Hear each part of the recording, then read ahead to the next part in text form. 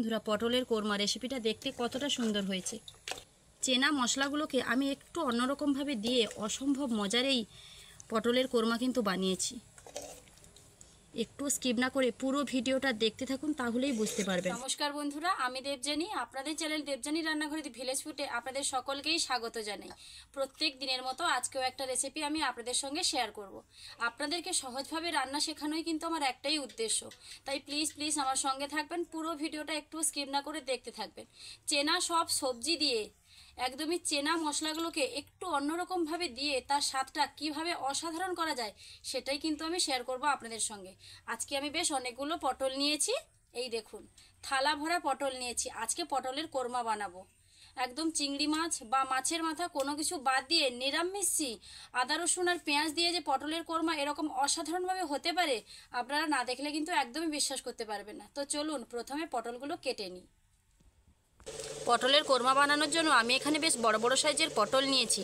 এই যে বড় বড় সাইজের পটলগুলোর নাম কিন্তু সাদা পটল হয়, জানেন তো।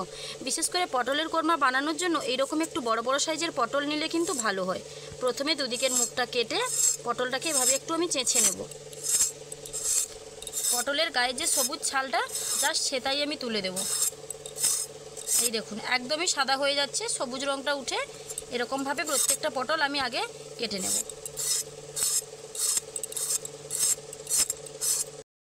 থালা ভরা পটল এনেছিলাম, তার মানে এই নয় যে এক থালা পটল আমি রান্না করে নেব।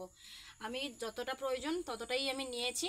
সেই কটা পটল কিন্তু এখানে ভালোভাবে আমি আঁশটা তুলে নিয়েছি, পটলের গায়ে যে সবুজ অংশটা সেটা তুলে নিয়েছি। এইবার পটলগুলোকে আলাদা একটু স্টাইল করব।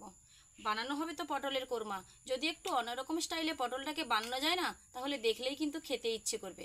চলুন দেখে নিন আমার স্টাইলটা। প্রথমেই ছাড়ানো একটা গোটা পটল নিয়েছি, এই দেখুন এইরকম অল্প অল্প করে পটলের একদিকটা আমি কাটবো। এই যে কাটা হয়ে গেছে প্রত্যেকটা। এদিকে আবার এদিকটাতে সেমভাবে কেটে নেব। দুদিকে পটলটা এরকম কাটার পর না আলাদা একটা স্টাইল আসবে। এই সাধারণ পটলটাকে এরকমভাবে কেটে যদি রান্না করা যায়, বাড়িতে যদি যে কোনো অতিথি আসলে এটা কিন্তু একদমই আলাদা স্টাইলের লাগবে। দেখলেই কিন্তু খেতে ইচ্ছে করবে, এরকম স্টাইল হবে। আমি আপনাদের আর একটা কেটে দেখিয়ে দিচ্ছি, তারপর যে কয়েকটা বাকি আছে আমি কেটে নেব। বাড়ির সাধারণ সবজি দিয়ে অসাধারণভাবে যে এইরকম রান্না করা যায় সেটা আপনারা শিখে নিন। তাহলে যে কোনো অতিথি এলে সবসময় পটলের ভাজা কিংবা তরকারি না বানিয়ে এরকমভাবে যদি পটলের কোরমা বানানো যায় তাহলে খুবই ভালো হয়। পটলগুলোকে ভালোভাবে ধুয়ে নেব।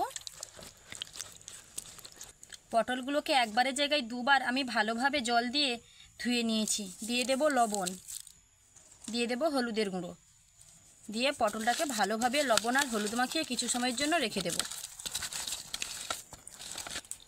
এদিকে আমি উনুন ধরিয়ে পটলের কোরমা বানানোর জন্য কিছু মশলা আমি রেডি করে নেব।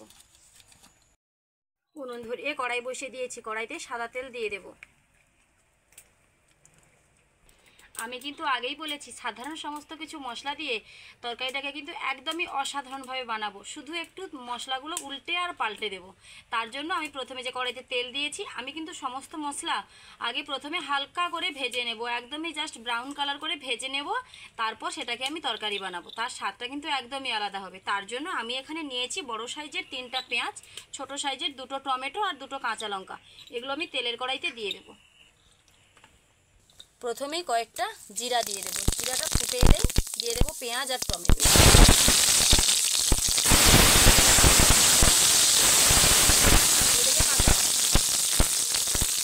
সামান্য পরিমাণে লবণ দিয়ে দিলাম।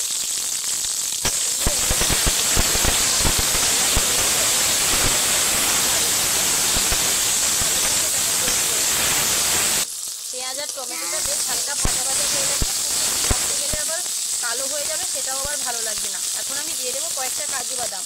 আপনারা চাইলে কাজু বাদামের বদলে চীনা বাদামও দিতে পারেন। দিয়ে দেবো কিছুটা পোস্ত। পটলের কোরমার স্বাদটা একটু আলাদা করার জন্য কিন্তু আমি এই দুটো ব্যবহার করলাম। আপনারা চাইলে দিতে পারেন, আবার নাও দিতে পারেন। কড়াইটাকে এবার আমি নামিয়ে নিয়েছি। যেহেতু পোস্ত আর কাজু বাদাম আছে, এগুলো কিন্তু খুব বেশি ভাজা হলে ভালো লাগবে না। এবার একটা মিক্সারের জারের মধ্যে ভরে দেবো। গরম অবস্থায় এটাকে গরম অবস্থায় কিন্তু এটাকে পেস্ট করতে যাবেন না, হালকা ঠান্ডা হলে পরে পেস্টটা করবেন। আবারও আমি উনুনে কড়াই বসিয়ে দিয়েছি। এবারে বেশ খানিকটা তেল দিয়ে দেবো পটলগুলো ভাজার জন্য। তেলের কড়াইটা ভালোভাবে গরম হয়ে গেছে। এবার আমি গোটা গোটা পটলগুলো দিয়ে দেবো। আরও একটু গরম হতো। পটলগুলোকে আমি ঢাকনা না দিয়েই কিন্তু ভাজবো। ঢাকনা দিলে একবারে সমস্ত পটল নেতিয়ে পড়বে, তখন আর কোরমাতে পটলগুলো গোটা গোটা থাকবে না, দেখতেও ভালো লাগবে না। ঢাকনা না দিয়েই আমি লাল লাল করে পটলগুলো ভেজে নেব। খানিকটা তেল দেওয়া আছে, তাই সবগুলো পটলই আমি দিয়ে দিলাম। পটলগুলোর সাইজগুলো না এবারে তোমাদের দাদা বেশ বড় বড় সাইজের পটল এনেছে। এখন কিন্তু পটলের দাম খুবই সস্তা, একদমই বলতে গেলে জলের দাম, সেরকমই ব্যাপার। অবশ্যই বাড়িতে একবার পটল কিনে এনে এইরকম রেসিপি করে খাবেন।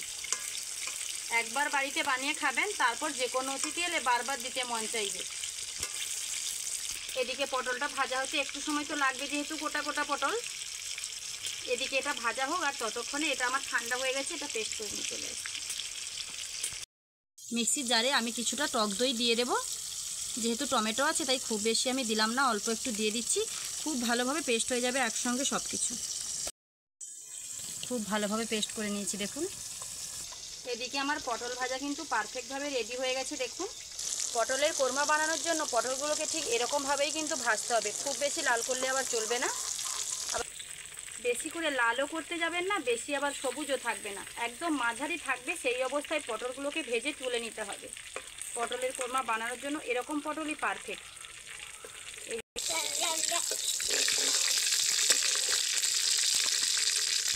আমার ভিডিওতে কিন্তু মাঝে মাঝে ঘুঙুরের আওয়াজ হয়। আমার বাবুর কোমরে ঘুঙুর লাগানো আছে, আর ও মাঝে মাঝে না এখানে নাচতে থাকে, সেই জন্য এরকম একটি আওয়াজ হয়। দেখতে দেখতে কড়াইতে বেশ খানিকটা তেল ছিল, আমি কিন্তু অর্ধেকটা তেল নিয়ে নিয়েছি। এতগুলো তেলে কিন্তু রান্না করাটা উচিত নয়, আর করবও না। একটু অল্প তেলেই রান্না করব, আবার একদমই অল্প নয় যেটা খেতে পারা যাবে না। বিশেষ করে পটলের কোরমা মানে একটু তেল তো দিতেই হবে। তাই কড়াইতে তেল রয়েছে, তেলের মধ্যে আমি এখানে ফোড়নে নিয়েছি তেজপাতা, দুটো শুকনো লঙ্কা, গরম মশলার মধ্যে কাঠ নিয়েছি কয়েকটা, আর দুটো এলাচ রয়েছে, পানমৌরি আর জিরে। সমস্ত কিছু তেলের মধ্যে দিয়ে দেব। দিয়ে দিয়েছি। 1-2 মিনিটের মতো এটাকে নেড়ে নেব, তাও এতটা সময় লাগবে না ফোড়নটাকে নাড়ার জন্য। এবার এটাকে দিয়ে দেব মশলার পেস্ট। আজকের মশলাটা কিন্তু বেশি একদমই কষবো না, কারণ যেহেতু আগে থেকে মশলাটা ভাজা রয়েছে, তার উপর দিচ্ছি এটা আমি, তাই অল্প সময়ে কিন্তু এই রান্নাটা হয়ে যাবে। কাঁচা সমস্ত কিছু সবজি দিলে কি হয় বলুন তো, তার কাঁচা গন্ধটা কাটানোর জন্য আমাদের বেশ কিছুটা সময় লেগে যায়। যেহেতু এটা আগে ভেজে দিয়েছি, তার জন্য খুব একটা সময় লাগবে না। অল্প সময়ে কিন্তু এই পটলের কোরমা রেডি হয়ে যাবে। 2 মিনিটের মতন মশলাটাকে নেড়ে নেব, তারপর আমি গুঁড়ো মশলা অ্যাড করব। আমি এখানে একটা আদা রসুনের পেস্ট নিয়েছি, দিয়ে দেব।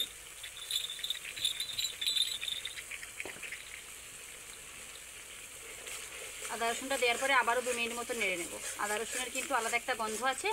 আমার এখানে আদা রসুনের পেস্ট আছে, তার জন্য কিন্তু আমি সেটাকে ভাজাই দিইনি। যদি আপনাদের কাছে এরকম পেস্ট না থাকে, আর তাহলে কিন্তু আদা বা রসুন সমস্ত কিছু পেঁয়াজ আর টমেটোর সঙ্গে ভেজে নেবেন।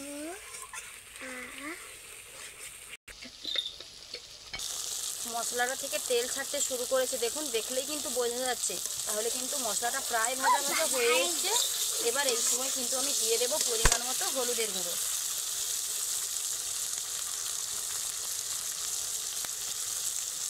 দিয়ে দিলাম হলুদের গুঁড়ো। লাল লঙ্কার গুঁড়ো দেব।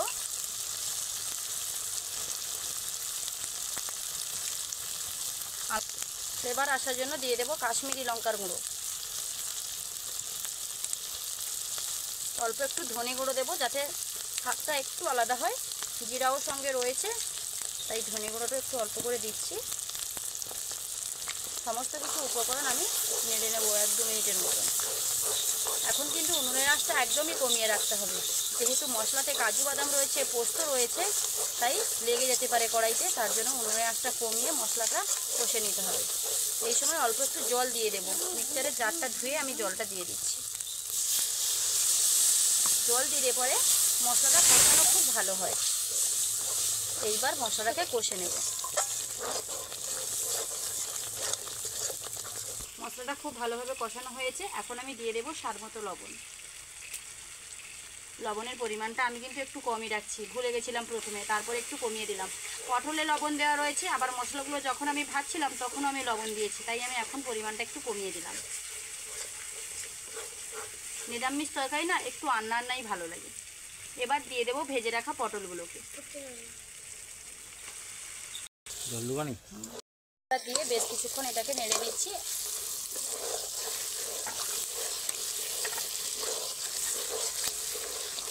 এখনই দেখছি তো সুন্দর লাগছে, আর 2-3 মিনিট রান্না হওয়ার পর তাহলে কতটা সুন্দর হবে। কিন্তু জলটা আমি দিয়ে দিচ্ছি। খুব বেশি জল দেওয়ার কিন্তু কোনো প্রয়োজন নেই, কারণ এটা গ্রেভি ভালো লাগে। আর যেহেতু পটল একদমই ডোবা তেলে ভাজা হয়েছে, পটলগুলোও সেদ্ধ হয়ে গেছে, জাস্ট অল্প একটু জল দিয়েছি আমি। এটা ফুটে যাক, ফুটে গেলেই কিন্তু রেডি হয়ে যাবে পটলের কোরমা। 3 থেকে 4 মিনিটের পর ফিরে আসছি। 3 মিনিটের পর দেখুন পটলের কোরমাটা কতটা সুন্দরভাবে রেডি হয়ে গেছে। দেখতে যা অসাধারণ হয়েছে না, কি বলবো আর আপনাদের, বলার মতো আর কিছুই নেই। শেষে দিয়ে দেবো গরম মশলার গুঁড়ো। সবশেষে যেই গরম মশলার গুঁড়োটা দিলাম না, সেটাই কিন্তু ভীষণ একটা স্বাদ আসবে। দিয়ে এটাকে নামিয়ে নেব। আর একবার দেখে নিন যে রেসিপিটা দেখতে কতটা সুন্দর হয়েছে। দেখতে যতটা সুন্দর, খেতে কিন্তু ঠিক ততটাই সুন্দর। পটলগুলো কিন্তু একদমই ভেঙে যায়নি। এই দেখুন পটলের গায়ে একদমই পুরো গ্রেভি লেগে আছে, গোটা গোটা পটল। এইরকম দিয়ে গরম গরম ভাত কিন্তু খেতে খুবই ভালো লাগবে। তাহলে বন্ধুরা, আমার এই রেসিপি যদি আপনাদের ভালো লেগে থাকে, প্লিজ লাইক, কমেন্ট ও শেয়ার করতে ভুলবেন না।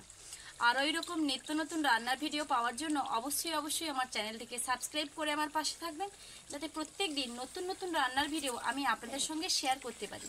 তাহলে দেখা হচ্ছে আবারও নতুন কোনো রান্নার ভিডিও নিয়ে। ততক্ষণ সুস্থ থাকুন, ভালো থাকুন। নমস্কার।